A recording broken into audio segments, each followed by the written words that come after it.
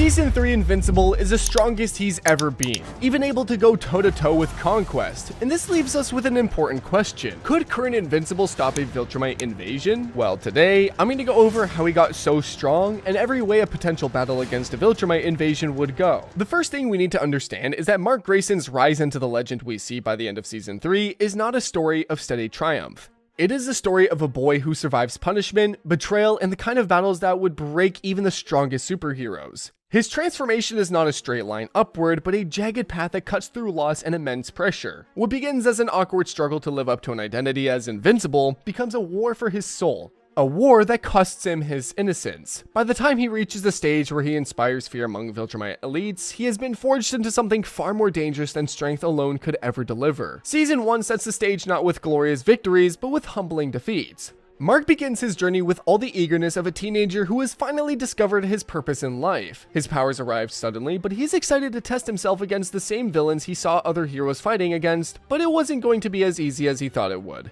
Who's next?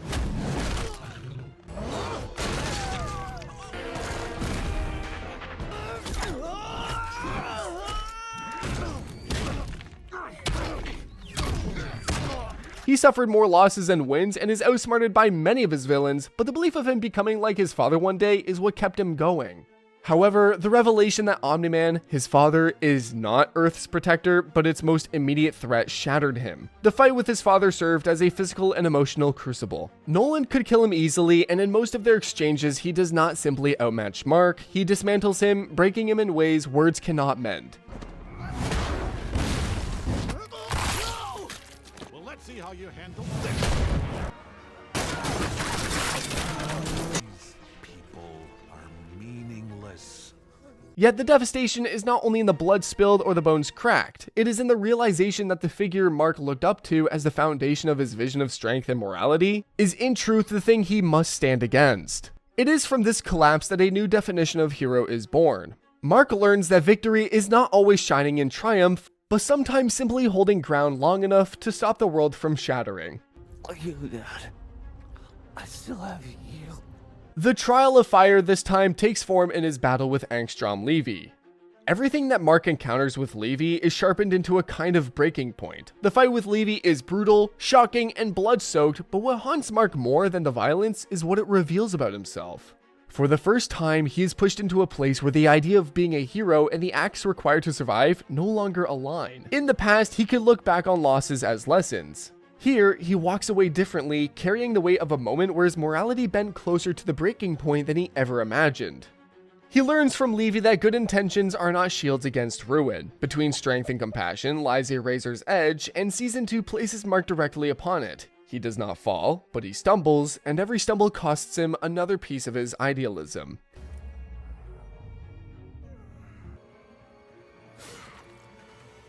No idea what I've been through.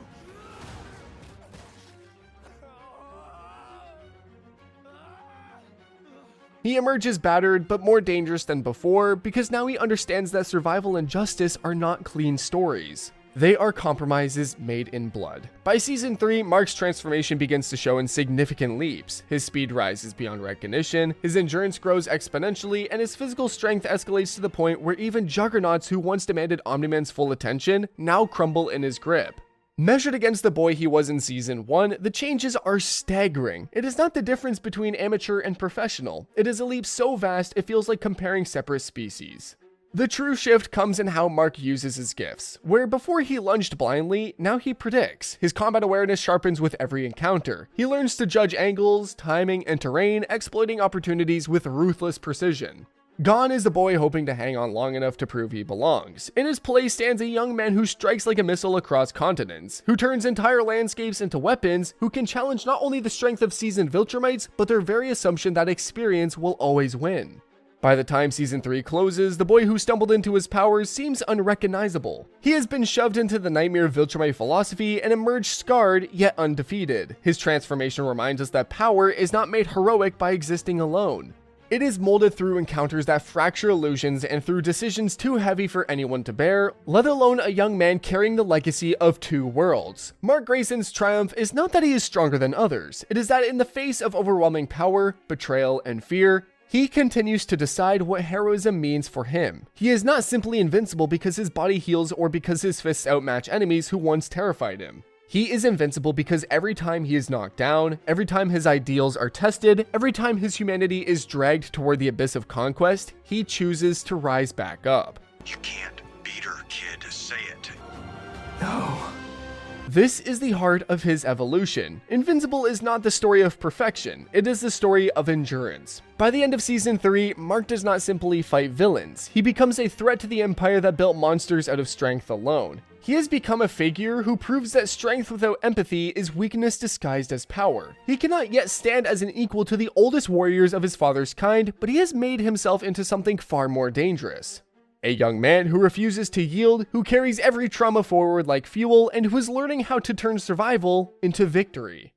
Mark Grayson's growth cannot be measured only in power or fighting skill. His evolution is equally about what he believes and the choices he makes. At his core, Mark stands between two identities. His Viltrumite nature pulls him toward conquest, power, and domination, while his human side insists on protection, empathy, and compassion. This clash defines his journey more than any training sequence or statistic of strength. His morality is not something passed down to him through blood. Instead, it is something he shapes moment by moment, forged by tragedy, loss, and the lesson he takes from watching others suffer. Each fight, each sacrifice, builds the foundation of a justice uniquely his own.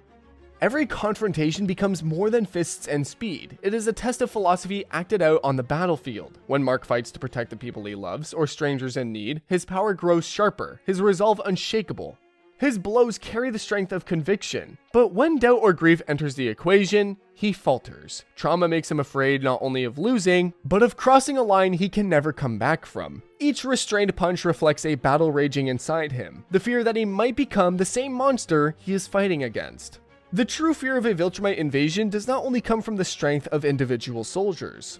It rests in the Empire itself, an order built over centuries through relentless culling of the weak. The Viltrumites believe only the strongest deserve to exist, and this ruthless philosophy has shaped them into living weapons. What sets them apart is not simply power, but collective efficiency. Their empire is disciplined, and their methods are chillingly precise. An invasion is not the arrival of a single conqueror, but a coordinated strike on every level. When a Viltrumite force moves, elite warriors like Conquest or Anissa are capable of devastating whole armies by themselves, yet they never arrive alone. Around them stands a legion of lieutenants and strike units, each carrying out missions to destabilize a planet before it can resist. Villains and heroes alike are outmaneuvered by a doctrine that mixes brutality with careful strategy. Their approach combines the strength of one-on-one warfare with tactics that break civilizations. Entire cities are wiped out not just for control, but as sharp warnings to the survivors. Leaders are executed in public to snap morale. Psychological warfare is folded into physical destruction, ensuring that those left standing are too fractured to fight. The Viltrumites exploit weakness wherever they find it, splintering allies against one another until resistance is crushed beneath waves of intimidation and fear. Even among themselves, victory is not easily won. History has shown that Viltrumites find it difficult to overcome their own kind without prolonged battles, which is why Omni-Man was not sent to Earth as a soldier, but as a spy. His mission was slow infiltration, the softening of defenses before the Empire committed its strength. This is the logic of their empire: persuasion first, massacre second. Should the world resist, mercy is abandoned. What separates Mark from the Empire that made him is not power, but perspective. The Viltrumites see compassion as weakness, a flaw to be purged from their bloodline. For Mark, it is the very thing that keeps him from becoming another monster wrapped in strength. Every time he chooses to protect instead of dominate, to save instead of destroy, he rewrites the destiny his father tried to hand him. His struggle is not just against enemies in the sky, but against the legacy carved into his DNA. Ironically, what the Viltrumite dismiss is what makes Mark most dangerous to them. He is unpredictable because he doesn't measure victory through conquest. He fights to preserve, not to rule. That vision of justice, born one scar at a time, is what makes him more than just another soldier of his people. How little you know of your own people. They're not my people. It makes him invincible in a way no empire can understand. If Mark Grayson were ever forced to face a Viltrumite invasion entirely on his own, the path to victory would not lie in head-on clashes or grand battles in open skies. The Empire thrives on direct confrontation, where its soldiers overwhelm their enemies with sheer force and discipline. You crazy?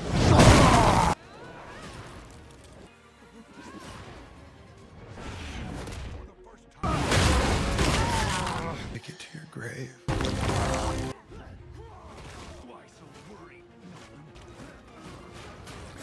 For Mark to survive, he would have to abandon the idea of fighting their war on their terms. Instead, he would take the role of a predator at the top of the chain, an assassin who hunts with precision, striking quickly and vanishing before counterattacks can close in. Survival would demand ruthlessness, cunning, and an ability to weaponize every ounce of pain and fury he carries. Viltrumites are devastating opponents, but their power makes them arrogant. In the chaos of an invasion, their forces are scattered across worlds, each warrior confident enough to operate as if no peer could ever threaten them. That arrogance becomes their fatal flaw. Mark exploits it relentlessly. He flies faster than sound, crossing continents before distress signals can travel. His strategy is simple: single out the isolated, overwhelm them with a single decisive assault, and withdraw before reinforcements can survive. Each strike is a message carved in blood and ruin, weakening the Empire one soldier at a time. What makes Mark uniquely dangerous is the volatile way his strength grows in proportion to his rage. Trauma, guilt, and desperation do not cripple him, they sharpen him. Against a lone Viltrumite, he channels loss and betrayal into raw power, landing blows that hit harder with every memory of grief. In these moments, hesitation vanishes and instinct takes over. He does not wait for enemies to find him. He hunts them, bursting from the clouds or erupting from the ground with the force of a missile, ending battles before they can truly begin. Even when stealth is impossible and combat turns into a spectacle, Mark adapts. He uses every corner of the environment to his advantage. He crushes enemies through mountain cliffs, drowns them beneath oceans, buries them in avalanches of stone. Nothing is off limits because for him survival matters more than pride. He learned hard truths from clashes with Conquest and Thrag, who showed him that victory only goes to those willing to fight without restraint. When the Empire comes, Mark does not stand like a defender holding a wall. He becomes a shadow in the sky, a force of terror that turns their confidence into fear.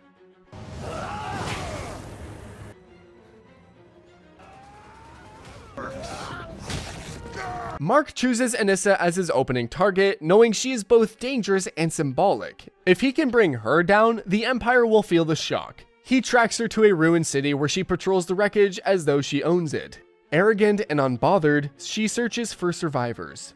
Mark does not give her that chance. He bursts from underneath a slab of broken concrete, fist blazing upward, the punch landing with enough force to hurl her through 3 buildings in a storm of dust and steel. Anissa rises with a sneer, brushing off debris, unimpressed. But Mark is already on her, hammered with wild, furious strikes. She blocks, counters, her movements sharp and precise. Her blows are calculated, his are furious, but they carry the weight of memory. He fights with Eve's near death carved into his blood, with Nolan's lessons twisted into fuel. When her hook cracks into his jaw, the ground shakes beneath his stumble, yet he does not fall. Rage keeps him upright. Anissa rockets skyward, cutting through the clouds, but Mark chases. They collide midair with an explosion of sound that shatters glass for miles. She fights like the veteran she is, targeting his spine, his throat, his weakness.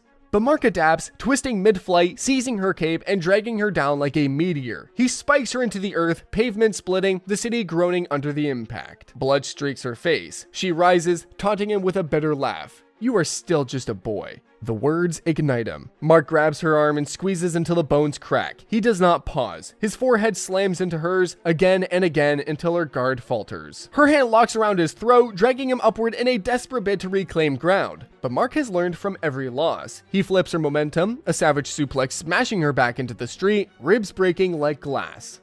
Crawling, battered, Anissa tries to pull herself free. Mark does not let her though. His fists rain down, each one heavier than the last. His voice rasps through clenched teeth. Earth isn't yours to take. Her reply is nothing but blood and defiance before his final strike knocks her unconscious. He stops, trembling, torn between mercy and rage, humanity and Viltrumite instinct. As dust swirls, other Viltrumites hesitate. Their commander lies beaten. Mark's victory is not loud. It is undeniable. He has made his first mark on the war, not by arrogance, but by sheer will.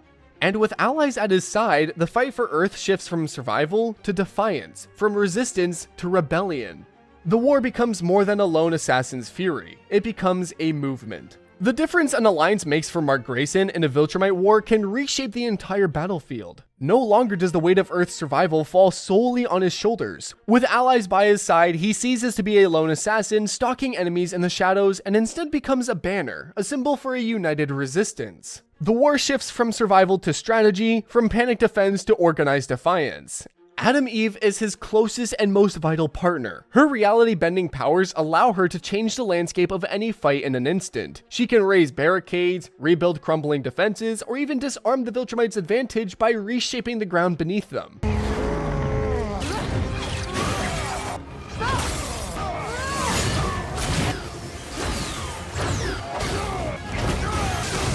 If Mark can keep the enemy distracted, Eve can tilt entire battles in Earth's favor. Cecil Stedman and the Global Defense Agency back the resistance with advanced technology and unconventional weapons. Drones, mechs, spies, and even biological countermeasures are unleashed with ruthless precision. Cecil can be manipulative, but his efficiency and coordination provide a crucial backbone, ensuring Earth's armies are always moving with purpose. The Guardians of the Globe, while outclassed by Viltrumite elites, are indispensable in numbers. Heroes like Black Samson, Monster Girl, Duplicate, and Shrinking Ray swarm the battlefield, buying precious time and keeping civilians safe. Against lesser Viltrumites, they strike as one, using teamwork to achieve what none of them could alone. Alan the Alien and the Coalition add intergalactic muscle. They know how Viltrumite squads think, how they adapt, and how to break their strategies. Their presence not only reinforces Earth's defense, but also gives Mark seasoned allies who understand Viltrumite warfare better than anyone. With these allies, Mark's campaign becomes orchestrated chaos, carried out with calculated purpose. Eve reshapes cities into traps, cutting armies down before they even converge. The GDA tracks every Viltrumite movement with satellites, deploying dampeners to weaken them. The robot supports drones that harass and distract, giving Mark openings for crushing strikes. The Guardians lock down enemy ranks, while Alan and Mark double team the commanders, using raw power to finish what strategy begins. Picture a broken city at dusk. Two Viltrumite lieutenants dive after Mark, but as he cuts past a skyscraper, Eve seals their path with a towering barricade. Mark spins, fueled by fury, tearing into them while the Guardians press in from below. Black Samson lands thunderous strikes, robots' drones bombard their defenses, and Alan arrives, throwing his weight beside Mark's in a clash that shakes the city. When the elite tries to flee, Eve launches entire slabs of Earth skyward, pinning him long enough for Mark to put him down with one brutal strike. With this network around him, Mark stops being a lone warrior fighting to survive. He becomes a commander who can turn battles into victories. Even if he falls, even the Guardians sustain the fight until he rises again. Cecil creates escape routes, Eve reshapes defenses, and the Coalition keeps reinforcements at bay.